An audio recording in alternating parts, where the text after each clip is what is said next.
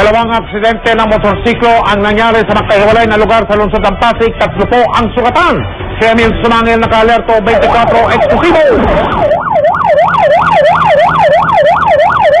Inilabas ang ambulansya pagkat hindi raw kayang basta-basta i-transport ang biktima sa ospital dahil sa mga sugat at tama na tinamo nito sa disgrasya.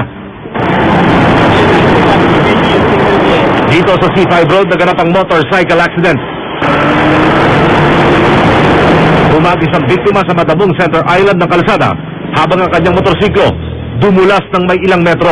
Walang kibo ang biktima noong una, pero nang isakay na siya sa spine board ng paramedics ng Ugong Rescue, napasigaw na ito.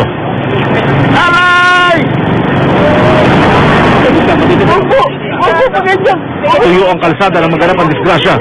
Speeding o mabilis na pagpapatakbo ang itinuturong dahilan ng mga nag-iimbestiga. Bali self-accident ang nangyari dito, sir. Bali bumabagtas siya sa kahabaan dito, na-slant yata siya, mislant. Yun po nangyari, dumulas po siya sa sobrang bilis po ng takbo niya. Sa Rizal Medical Center, isinugod ang biktima. Di pa lumilipas ang isang oras, motorcycle accident ulit sa Mang Rodriguez Avenue ang aming pinuntahan.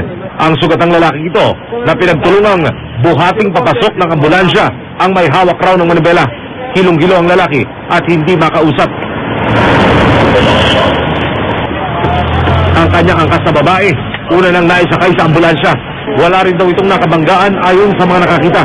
Isang 9mm Pietro Beretta pistol ang na-recover sa lugar ng pinangyarihan.